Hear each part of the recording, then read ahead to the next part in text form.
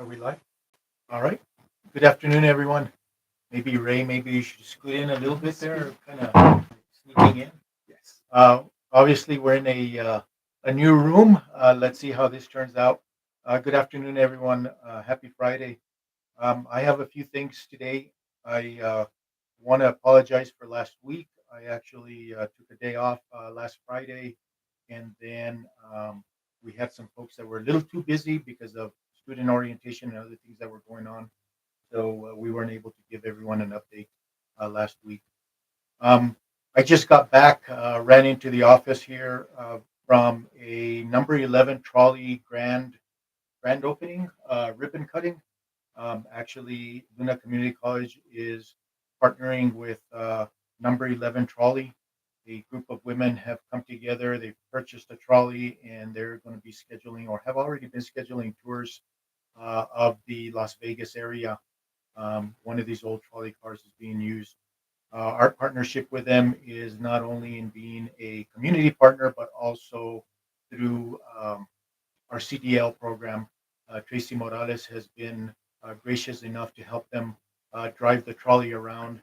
And then also the people that own the trolley and are part of that business will be taking the CDL class with Tracy so that they can get their licensure to be able to drive the trolley as well. Um, as many of you participated last week, new student orientation was last Friday. I want to thank everyone for their participation. We had a great turnout. Over 75 students showed up um, for assistance and an introduction to being a student at Luna. So thank you all very much for all of the hard work that you put into that day, that event, and making sure that those students got registered and are attending class this week. On Monday, I attended the LFC hearings. The Legislative Finance Committee hearing was hosted by New Mexico Highlands University. I spent most of the day on Monday down there listening to Legislative Finance. Um, Cabinet Secretary of Higher Ed, Stephanie Rodriguez, also presented. The LFC analyst presented on um, finances, financial aid throughout the state. A lot of talk about the lottery, excuse me, the opportunity scholarship, and then the requests that the legislatures have of higher ed institutions in general. Um, Tuesday there was the LFC hearings were continued, and those had to do. Some of those meetings had to do with economic development in northern New Mexico, and as well as the impact and some of the things that are going on due to the fires and helping people with recovery from the Hermit's Peak Calf Canyon fire. Um, later, later in the day, around 3 o'clock, one of the LFC analysts, again, maybe I should explain LFC, Legislative Finance Committee, uh, but the LFC, Legislative Finance Office, they are the individuals that make recommendations for funding, not only for higher ed, but other state institutions. And so, what I've learned, and I might not have it all completely correct yet, I'm still learning, is the Legislative Finance Committee makes recommendations for funding for state offices across the state. Then the governor or the executive also makes recommendations. Then usually what they do during the legislative session and right after the session ends, these two separate recommendations come together. They look at them. That's where a lot of the compromising takes place, and then eventually that's where they come up with the legislation that comes up for funding for the following year for the state. And so it's very important that I attend these meetings, learn what's going on, but also when given the opportunity to speak up on some of the things that we're trying to do here at Luna and what type of funding that we need.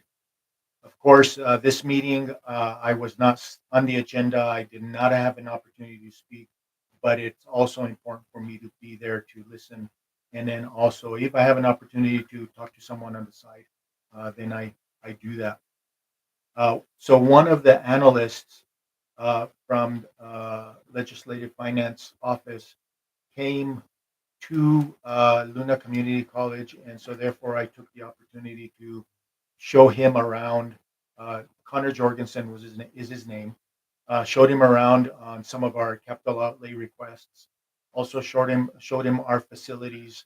One of the stops of the tour was at the Adult Basic Education Center, where the flight simulators are being used, where math is being integrated into math in the flight simulator curriculum is being introduced to students so that they can learn real world applications of how math is being used. Uh, they enjoyed it. They tried to use the simulator and go through one of the exercises that the students actually go through. We also toured some of the CTE buildings that we have, and my emphasis at that point was to show them that we have fairly good facilities. Some equipment needs to be updated, but we have good facilities. But where we're lacking is faculty.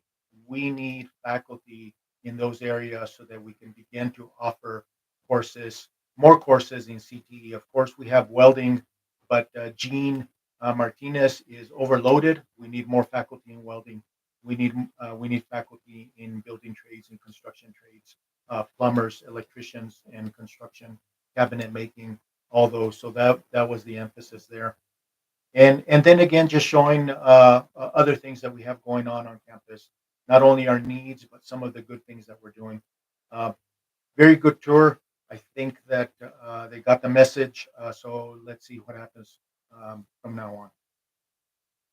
On Wednesday, we had a visit from the Lano Foundation, Los Alamos National Laboratory, Miss Sylvan Argo and Whitney Johnson, I believe was her last name. Whitney Jones. Sorry about that. I hope she's not listening.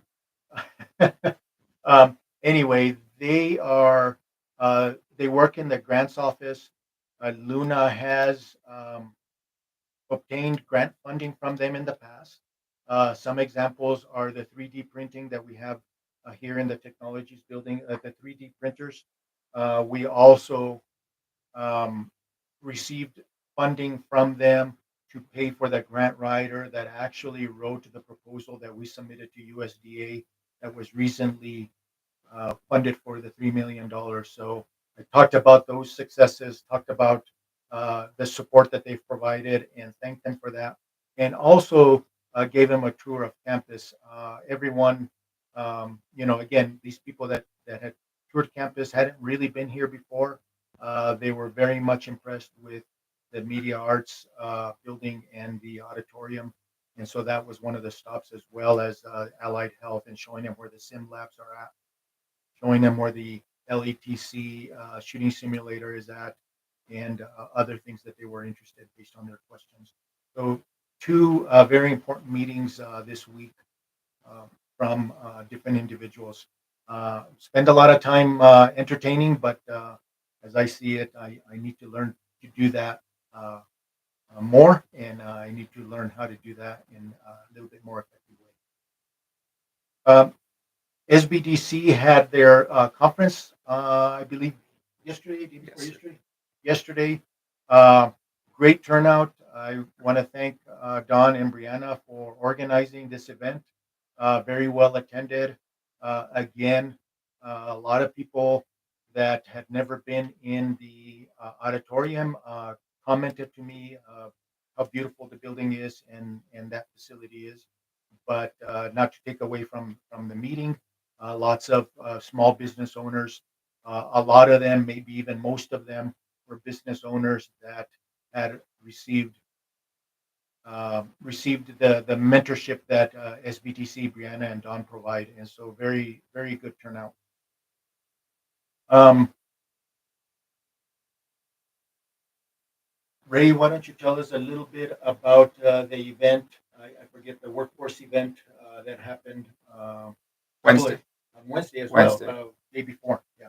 We had a workforce and career fair happen in the MEC on Wednesday as well, and we had a decent turnout. I haven't got the numbers as far as how many people actually attended, but we did have a lot of booths there. And so again, this was not only a benefit to our students, but also a benefit to the community. So there was one of those partnerships that we have with Workforce Solutions. Um, I wanted to talk a little bit about student support.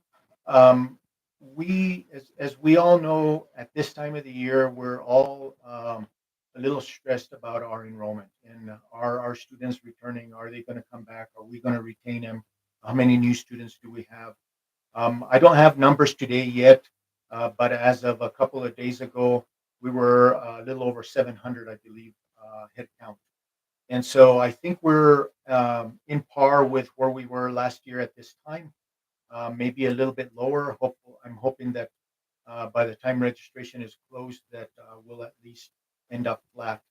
But I wanted to re-emphasize, and I've mentioned this before. I mentioned it in the welcome speech or the welcome presentation that I gave last Wednesday at the MEC last Wednesday morning. Is that I urge you to please be a good um, customer service provider, student service provider, whichever way you want to look at it. We need to uh, attend to our students. We need to treat them well. We have students that are first generation in many cases.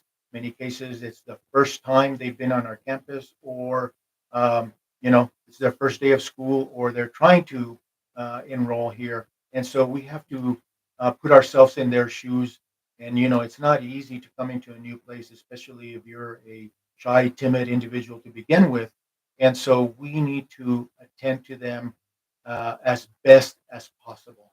And so I'm asking you to please take the customer service training that is in the knowledge bank, but also pay special attention to these students, especially at the beginning of the year when we're trying to help them to enroll here at Luna.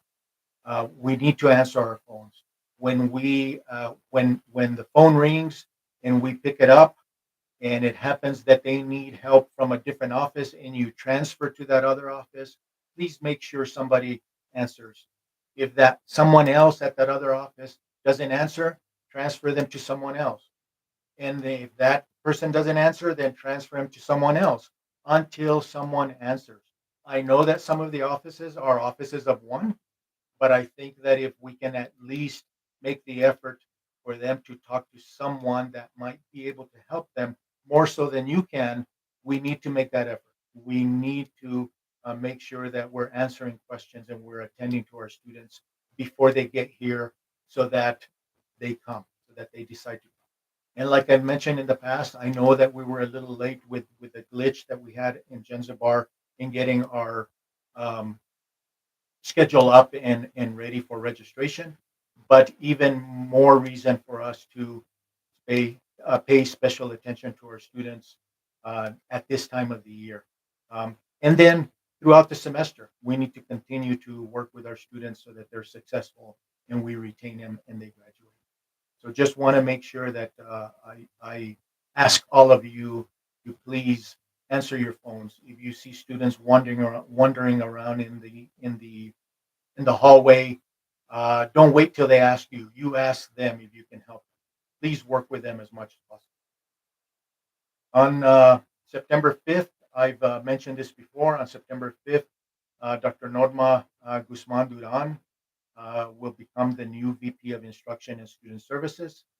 Dr. Day uh, will, is going to become the special assistant to the president for the remainder of the time that she's here. Dr. Day will be with Luna Community College until the end of October. Um, Dr. Day will be occupying a different space. She's already vacating her office, probably will finish vacating her office this weekend, early next week, so that it can get cleaned up, painted for our new vice president.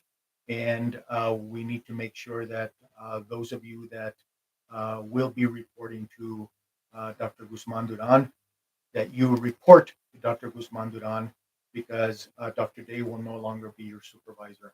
And so uh, we need to follow the chain of command and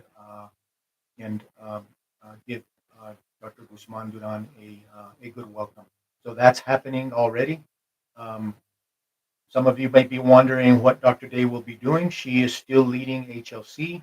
She is also helping with the implementation of Workday.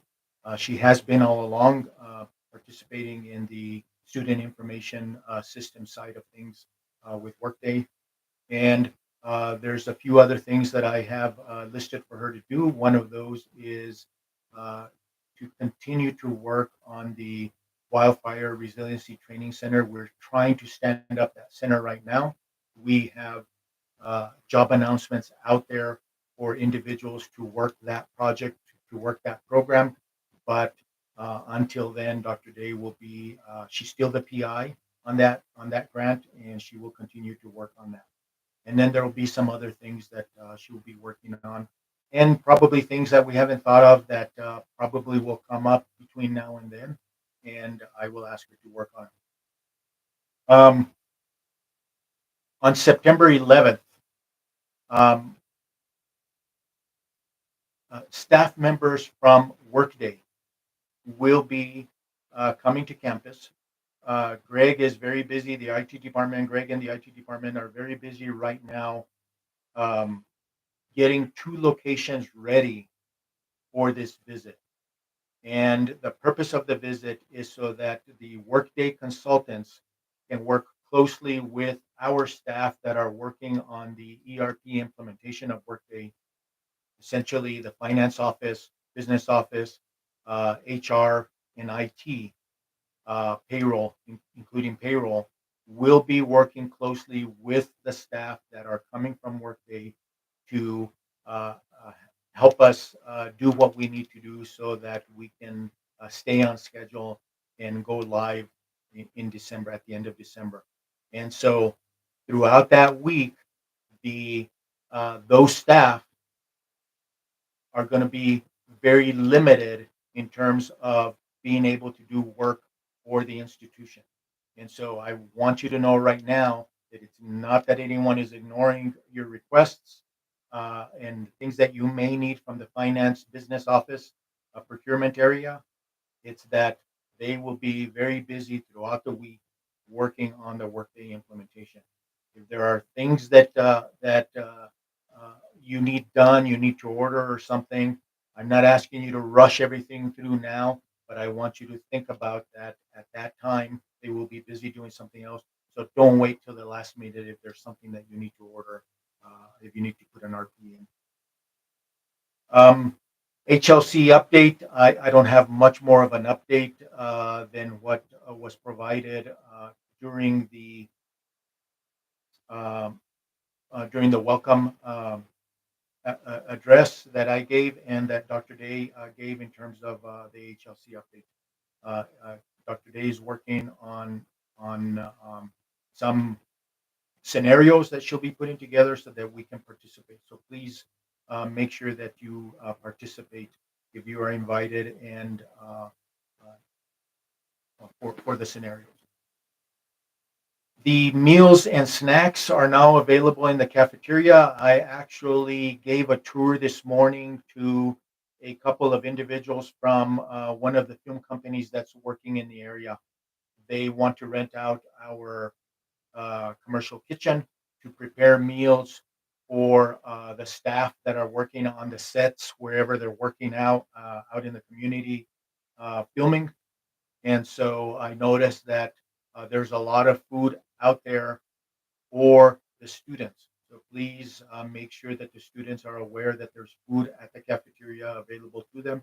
There's microwave ovens there. The frozen meals are there in the freezers, as well as they are here in the administration building. So Luna Strong is still going strong. And so please make sure that students are aware that there's meals available for them. Um, some of you may have seen the article in the Communicator today, the newspaper that comes out of Santa Rosa. it talked about the article talked about Luna providing mental health services to their students. And so the Luna Strong program is doing well in attending to the food needs and the mental needs of our students. Uh, so please uh, make sure that you know more about what those are so that you can inform students uh, about those opportunities and the assistance that we're providing. Let's see, what else do I have here? The ACE Lab has put out a schedule. I believe I saw the Yeah. schedule earlier this week. Yes, we have a tentative schedule of tutors. We're looking to hire more. We also have the Tiendita up in the East Lab as well. All right. So please inform students of the tutoring services and the food that is available to them over there.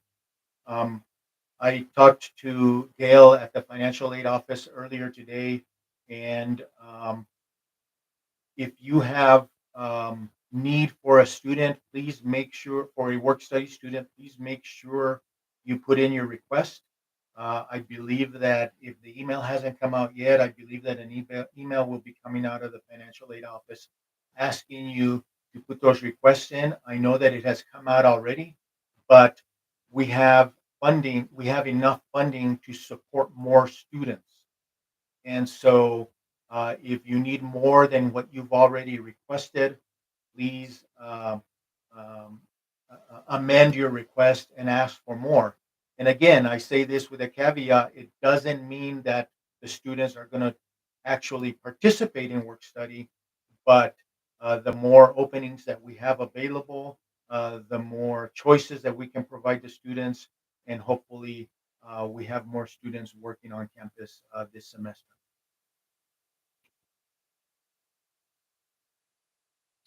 And the last thing on on my list here is Luna will be hosting a blood drive on August 31st from 9 a.m. to 2 p.m. in the Luna cafeteria. Those of you that are interested in donating blood, please show up and donate. So, is there anything else, Ray, that maybe I missed? I'm sure there's much more. I don't think that I repeated a whole lot of what was in Sherry Goodyear's What's Happening. Again, I want to thank Sherry for continuing to do that. And I also want to thank the group that comes together. I don't know if it's daily or weekly to create the shout outs that are being sent out by Dr. Linder. Um, just other ways for us to get the information out to all of you. So thank you all for your hard work, for attending to students. Registration is still open until August 28th. So please encourage people that you know to enroll into classes here at Luna. Thank you all for all of your hard work. Have a good afternoon.